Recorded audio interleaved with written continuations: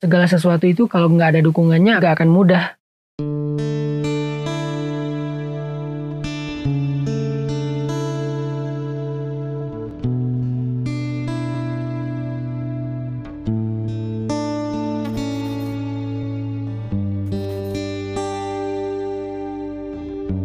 Teman-teman, semua kita membutuhkan dukungan dalam hidup biar semuanya bisa berjalan dengan mudah dan lancar. Ini adalah sunatullah, bahwa kita itu sangat membutuhkan dukungan untuk segala macam bentuk kemudahan. Tapi tahukah kita bahwa ternyata dukungan yang ada di sekitar kita, dari orang yang kita sayangi, keluarga kita, sahabat kita, teman-teman kita, itu semuanya bersifat relatif.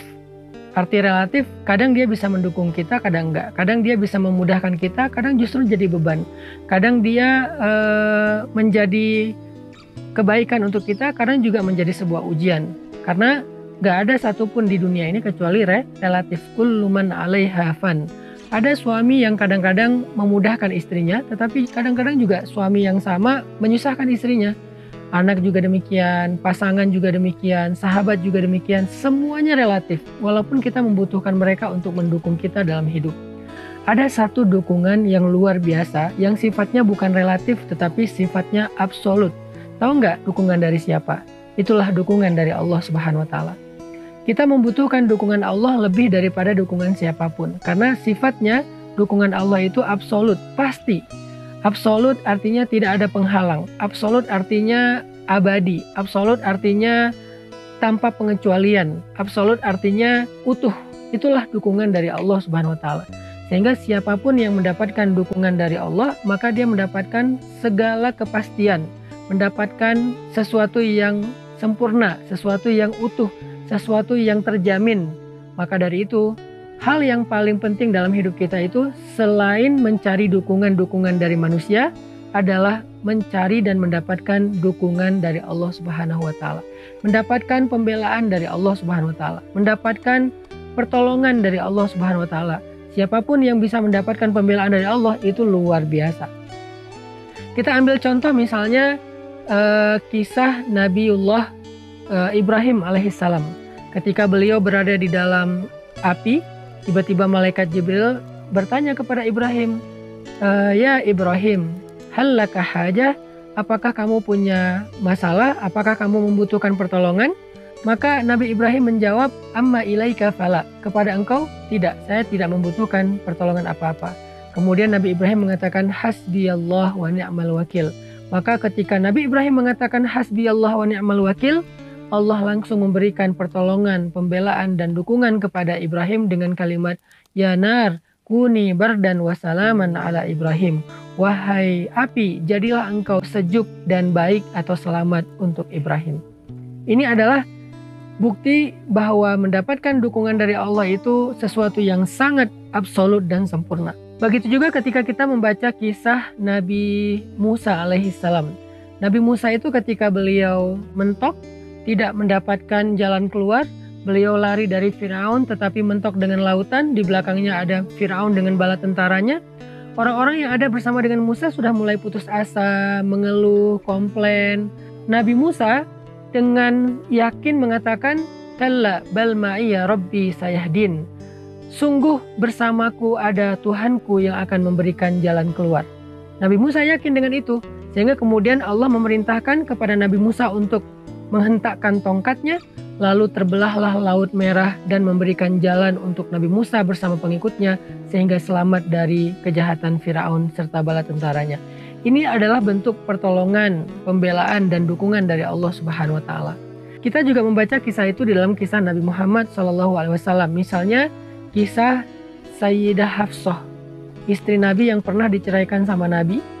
Ketika Nabi menceraikannya, membawa pulang Hafsah ke rumah orang tuanya, ke rumah Umar bin Khattab, maka Hafsah menjadi sangat sedih. Dia tidak ingin kehilangan Rasulullah, dia tidak ingin berpisah dengan Rasulullah, karena menjadi istri Nabi itu artinya jaminan masuk surga. Maka ketika Rasulullah pulang dari rumah Umar, kembali dari rumah Umar setelah mengantarkan Sayyidah Hafsah, tiba-tiba Allah mengutus malaikat Jibril untuk meminta Nabi Muhammad merujuk kembali Hafsah. Kata malaikat Jibril, "Ya Rasulullah, rujuklah Hafsah, rujuklah Hafsah." Artinya di sini ketika terjadi masalah antara seorang istri dengan suami, Allah memberikan pembelaan kepada mereka. Ketika terjadi masalah antara Hafsah dengan Rasulullah, Allah membela Hafsah dengan cara meminta Rasulullah merujuk Hafsah. Ini luar biasa. Gimana caranya kita bisa mendapatkan pembelaan Allah seperti yang didapatkan Sayyidah Hafsah ketika kita punya masalah dengan seseorang? Gimana cara kita mendapatkan pembelaan Allah seperti yang didapatkan Sayyidah Aisyah ketika kita difitnah, dibully di sosial media? Gimana caranya kita mendapatkan pembelaan Allah seperti yang didapatkan oleh Sayyidah Maryam ketika kita difitnah?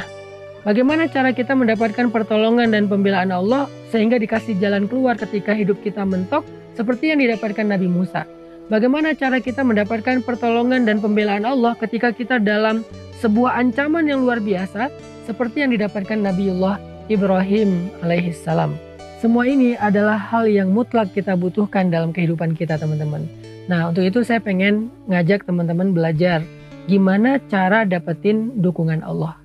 Gimana cara dapetin pembelaan Allah. Gimana cara dapetin pertolongan dari Allah dalam setiap kebutuhan hidup kita.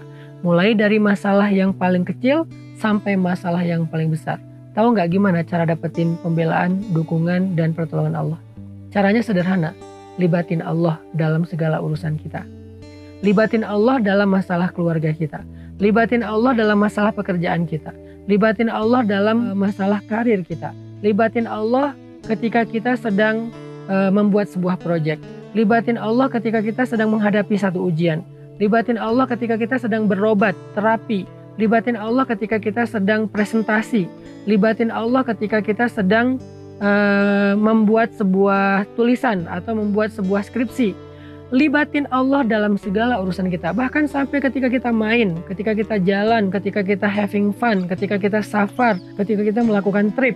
Libatin Allah dalam segala urusan kita, maka segalanya akan mudah karena dukungan Allah itu adalah yang terbaik. Allah menceritakan kisah dakwah Nabi yang sangat banyak ujiannya, diperangi, dimusuhi, dihalang-halangi, disakiti, difitnah, dan berbagai macam musibah dan ujian lainnya, sehingga Nabi sangat membutuhkan dukungan dari orang-orang yang ada di sekitar beliau, dari circle terdekat beliau. Butuh dukungan dari keluarga, butuh dukungan dari sahabat, sehingga Nabi meminta para sahabat untuk membela beliau, mendukung beliau, membantu beliau dalam dakwah, karena dakwah ini harus dikerjakan bersama-sama. Nah, ketika ada orang-orang Quraisy yang tidak mau mendukung Nabi, tidak mau menolong Nabi, Allah Subhanahu wa taala menyindir mereka dengan kalimat illa tansuruh faqad nasarahullah. Kalau kalian tidak mau menolong dia, Allah pasti menolong dia. Sebagaimana idz akhrajahu alladzina kafaru thaniyasnain idz huma fil ghar idz yaqulu li sahibihi la tahzan innallaha ma'ana. Ketika orang-orang kafir mengusir mereka dari kampung halamannya, lalu mereka bersembunyi di dalam gua, maka dia berkata kepada sahabatnya yaitu Abu Bakar, la tahzan, jangan khawatir Abu Bakar, innallaha ma'ana, Allah bersama dengan kita. Ini adalah sebuah contoh adegan bagaimana Rasulullah SAW melibatkan Allah dalam perjalanan hijrahnya, melibatkan Allah dalam urusan dakwahnya, sehingga ketika manusia tidak mampu mendukung beliau, Allah pasti mendukung beliau. Illa tansuruh faqad nasarahullah. Kalau kalian gak menolong dia, maka Allah pasti menolongnya. Bisa gak kita dapetin ayat ini dalam hidup kita? Illa tansuruh, kalau kalian gak tolong saya, kalau kamu gak dukung aku, kalau kamu gak belain aku, Allah pasti membela aku. Dengan cara apa kita mendapatkan pembelaan Allah? Caranya libatin Allah dalam segala urusan kita. Maka ke depan, apapun yang kita bahas dalam program Libatin Allah itu, saya pengen ngajak teman-teman belajar bagaimana melibatkan Allah dalam kasus-kasus yang kita hadapi dalam hidup. Misalnya kita kayak lagi patah hati. Bagaimana cara kita libatin Allah dalam keadaan kita sedang patah hati? Misalnya kita lagi pesimis, lagi kayak putus asa, mulai agak-agak apatis misalnya. Gimana cara kita libatin Allah supaya mental kita kuat lagi?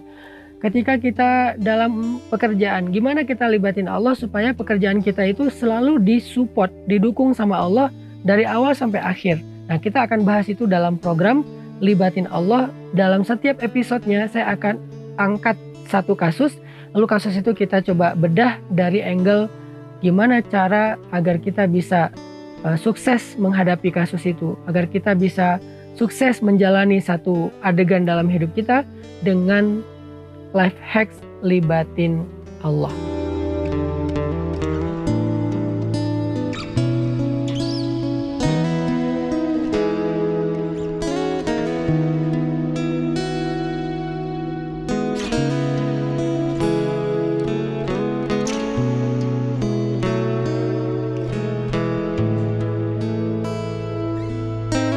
Sehingga ketika Allah terlibat, terjadilah keajaiban. Jadi kalau kita pengen dapetin keajaiban jalan keluar dalam masalah kita, ya sebut nama Allah.